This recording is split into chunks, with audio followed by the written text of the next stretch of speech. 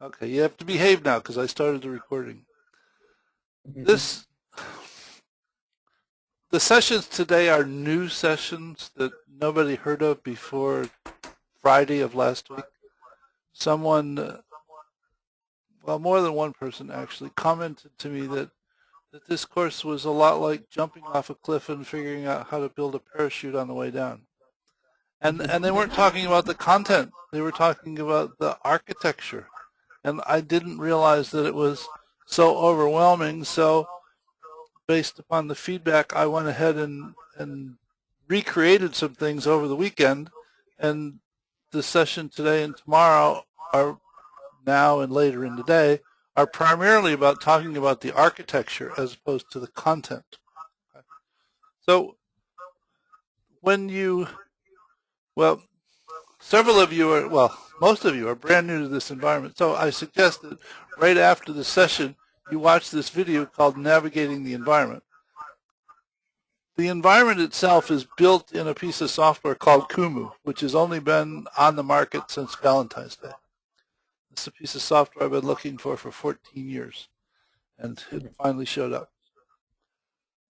In this environment, it's an environment that allows you to build relationship diagrams with elements and links and labels. And it's absolutely not hierarchical. So it's a true network-oriented relationship diagram. And so within this environment, I've used Kumu to integrate a whole bunch of pieces together to deliver this program in a way that all of the content is put together as learning threads, and they're all different colors and labeled, so that for a particular segment of the program, the intent is that you go here and you say, I want to work on this segment, and then I come over here and I say, I just want that selected segment, and then all I get is the content for that segment. And then a person, and you can move this around. And Kumu is figuring out how to do the positioning of all of the pieces, not me. So that you then start and you read the text. There are things to review, and these are 2 videos. And then you come here and there's things to review, and then there's a video, and then there's an Insight Maker model that you can interact with. And the first segment of this program parallels pretty much the book that Scott Fortman wrote, the developer of Insight Maker, and I wrote last year, because I just couldn't come up with a better introduction to a systemic perspective than what we did in the book. But there, the parallel between the book and the content here ends. So you come in and you walk through this sequence of things, and as you're reviewing the material, there is on Web of Wonder a link here, and that link is to a discussion thread on LinkedIn in the subgroup dedicated to this program. So if you have questions or you have perspectives about content that you're reviewing, you go to the discussion thread and post it, and other people will respond to it, or I will respond to it, or ask additional questions, and the exchange continues. In certain places, the thread specifically asks you to do something or to think about something and make a post to the discussion thread. Now, as of 2 weeks ago, this was a one-time program that started on the 6th of May and ended next to the last week of July, and then we weren't going to do it again until 2015, and I got beat up profusely by people who said, well, I really want to go, but I can't go now, and I don't want to wait till 2015, so you got to do something. And then other people who said, you want me to attend this 12 weeks sequentially? You're insane, because my schedule just won't permit it. So we figured out how to turn it into a sort of a do-it-at-your-own pace, flexible kind of thing where you can walk through the segments at your own pace, do the pieces, post the comments, do the assignments, and you get done when you get done. And it starts anew every day, so that any day that someone wants, they can start the program. It's just, I'm here forever, I guess. And so what happens is, these are all of the dates that were scheduled for the Tuesday, Thursday sessions for all of these segments. And I will leave those in place, so if somebody really wanted to complete it in the 12 weeks, they can do that. So that 15 minutes, at least 15 minutes before any scheduled session, I will turn that item into a link the way that it was done for today, so that anybody that wants to participate in that particular session can just come here, click, fill in a little information, and get right into the session for that particular topic. And I will continue to schedule more of them as it appears to make sense or people tell me to. Additionally, a couple other things. I said these are the dates. We also laid this out in a calendar fashion because people are usually more comfortable looking at all of this stuff, scheduled things in a calendar format, so that you can walk through this Google Calendar and see when the things are scheduled for. I couldn't figure out how to get links here, otherwise I'd have done that, but at least it's laid out in a more conducive form. There's a lot of things in the environment are changing on an ongoing basis. So there's an updates element. If you look at it, it shows things that have changed day after day after day. And the link here will tell you the date of the most recent change. So that if you look at it on the 8th and you come back to it on the 12th and it still says the 8th, there's no need to look at it. Though if it's got a new date on it, then maybe it makes sense to go look at what the recent changes were. It's beginning to settle down a little bit from what it was a couple weeks ago. So as I said, the intent is to select an item and then go and do a focus and then just look at that particular set of content. You can move this around. You can also do zoom ins and zoom outs, and this is zoom to fit. If you're looking at a segment to get back to the entire set of content, all you have to do is click and hold in the background and it all comes back. Also, you can use the mouse wheel to go in and out. If you see a particular area that you want to focus in on, you just double click and it'll bring that into. Started green, then it red, but along the way you see. Were you asking a question, Matt? You want to take a shorter between the back? No, I'm just saying that you can start at the green and go to the red. That was the intent. And people tell me that it makes no sense to colorblind people, but right. But if you're not colorblind, then you can figure it out. Right. And if you want to take a detour, you can go down any one of the threads. Yeah, you can. In other words, there's no restrictions on what order you do stuff in. It was just put together in an order that was thought to make sense. So for Insight Maker, which is about the modeling and simulation package, and this works better on bigger screens, that you walk through this. The ones with dashed lines are optional, so that you start here and you follow your way around. And if you're interested, you can also look at these other branches that are closely related. If you can also, in other words, brilliant. You can also, if you, I said, get back to the whole map. For each segment, there is a label associated with it, which is what these links are tied to. So that for this virtual systemic inquiry, notice if I mouse over that correctly, the whole set of content selects. And if I then click on it, I can also come down here and do a focus to just give me that set of content. What else?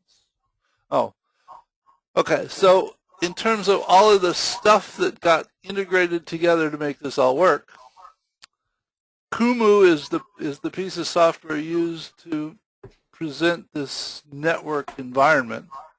In the context of Kumu, there are embedded YouTube videos in Insight Maker model. There are links to the LinkedIn subgroup where people post comments and questions. GoToWebinar is used for scheduling sessions such as this, and Google Calendar is integrated. This Cloudinary is a utility that we found, which will make sense when you go through the section about creating rich pictures. That doesn't need to happen at the moment. And Digo is a research facility used to manage links and notes and things, so that I've been using it for a long time, and I found out that I could actually integrate it into this environment. So this is my Digo web links and notes, and all of the things. In other words, as people work on the content, post things to the discussion threads, they often post links and things, so that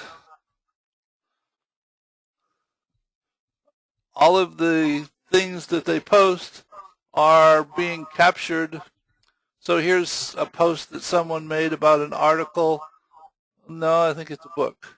And here's a multi-threaded comment, and here's about a certification program access, a question that was answered.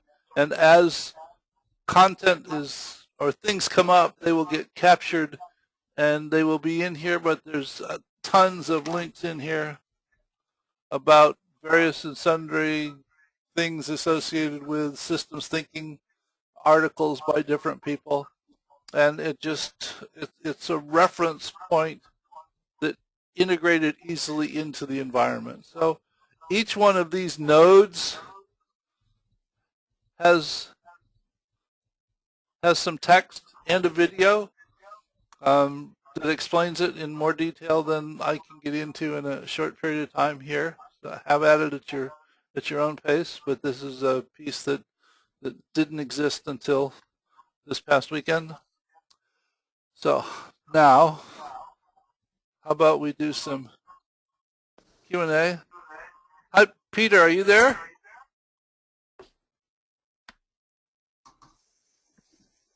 Hello, Peter.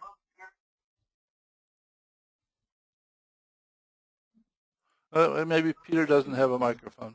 Okay. Peter just showed up. Okay. So if you have some questions about all of my ramblings to this point, I'll go ahead and do some Q&A. I got it. Well, so if you have a question, why don't you raise your hand and then I can call on you? How's that?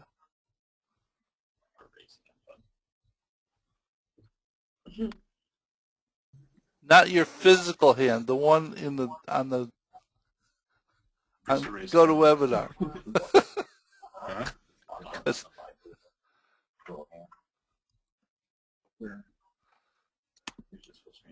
Okay. Does anybody have a question? Are we done already? Dennis, how you doing? You still awake? Yeah, still awake. Okay. Good shape here. Thoughts to this point? I mean, something you want me to go back over some more, or? Minimize your browser in the background. No, that was good. I went over the navigation of the environment video before you went Oh, through, okay. so that just sort of reinforced it. That was good. Yeah. Okay.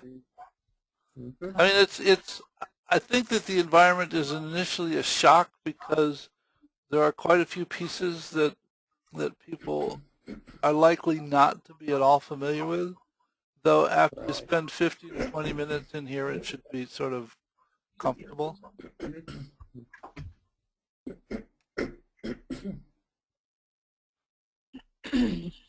Anyone else?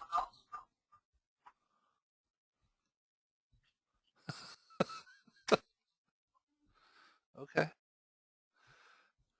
Initially, I had intended to put all of the recorded videos in the end or the final node for the threads. Come on.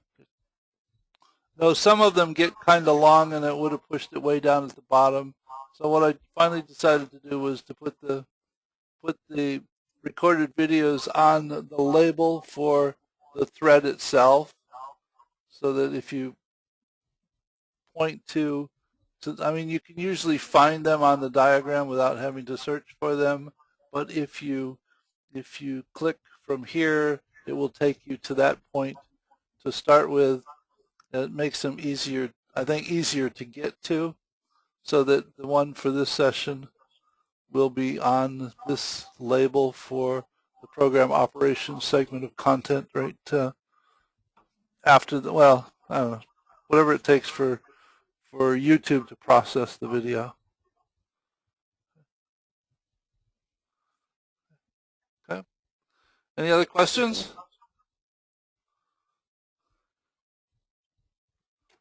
Well, I guess we won't be here for an hour then. That's good news for me. Peter, do you have a question?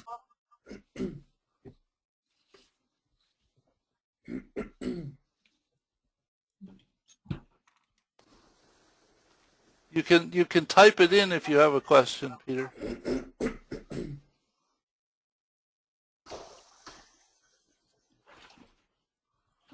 Wow. I had no idea that I could explain everything so well, so there were no questions.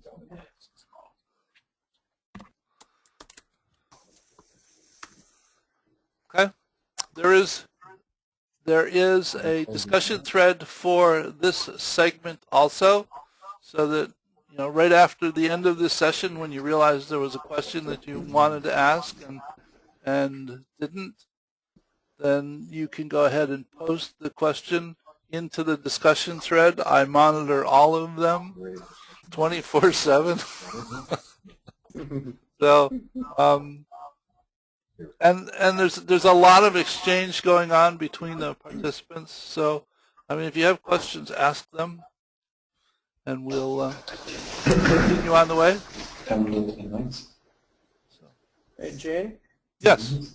So there's another session. This same session will take place again in 4 hours at 5 p.m., right? Your time?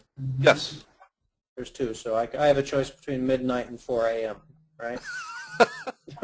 Well, okay. or you could just watch the video afterwards. You know, I mean, we have initially when we announced the program, I got beat up profusely with the people from Sydney and other places in that part of the world who said, "I ain't coming at midnight or 5 a.m." And we said, "Well, then submit your questions via the discussion thread, and we'll post all the videos, and you can watch them, and then ask some more questions." So, it's more fun live anyway. So. Okay. All right. Well. But anyway, it's an option. So thanks. Right. Okay. All right. So if there's nothing else, I'm going to go ahead and close this session, and I'll be back online at 5 p.m. my time, and then there's another session. There's another session at 10 o'clock tomorrow morning, and then at noon on Wednesday. See, that's what's bad about looking at it in this form, because it's not, which is why we added the calendar, so that you can look at the calendar and say, okay, there's one at 10 o'clock tomorrow and 12 o'clock on, and you can tell which ones they are. Those, Gene? Yes? Yeah, those times, like on the 12th there, it says 9 a.m. and 5 p.m. Is that? Oh, well, there was one at 9 o'clock this morning, and nobody showed up, and I forgot to schedule, fix the calendar for the 1 o'clock one today. All right, just trying to keep the time zone straight. Okay. I have been had. Okay. All right. All right. So, Gene, let me just see if I can clarify. For the interns here that are here, for the one next week, they should have done the Web of Wonder and systems thinking before we get on to Insight Maker May 20th. Well, May 20th is the first discussion about Insight Maker. People are doing Insight Maker this week. So that there's a whole week to review the content before the sessions actually happen. We should go through. Though the content for a whole segment shouldn't take more than a couple hours. It's not like reading 4 chapters of War and Peace or something. It's okay? All right. Take care, all. Thank you. Thanks. Thanks, Gene. Later. Bye. All right.